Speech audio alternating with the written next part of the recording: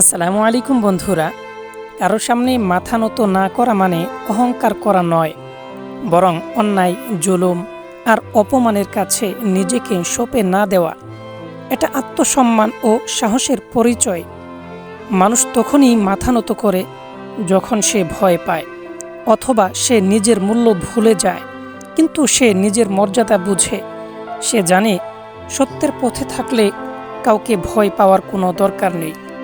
প্রিয় বন্ধুরা আমার, মাথা নত না করার মানে হলো অন্যায় আদেশ মানতে অস্বীকার করা, সত্য কথা বলতে সাহস করা, অপমানের বদলে সম্মান বেছে নেওয়া, হালাল পথে থেকে হারাম সুবিধা না নেওয়া। তবে মনে রাখতে হবে, মাথা নত না করা আর অহংকারী হওয়া এক জিনিস নয়। ভদ্রতা থাকবে, সম্মান থাকবে, কিন্তু অন্যায়ের কাছে মাথা নত করা যাবে না। বন্ধুরা আমার, মানুষের সামনে মাথা নত করা যায়, কিন্তু অন্যায়ের সামনে নয়।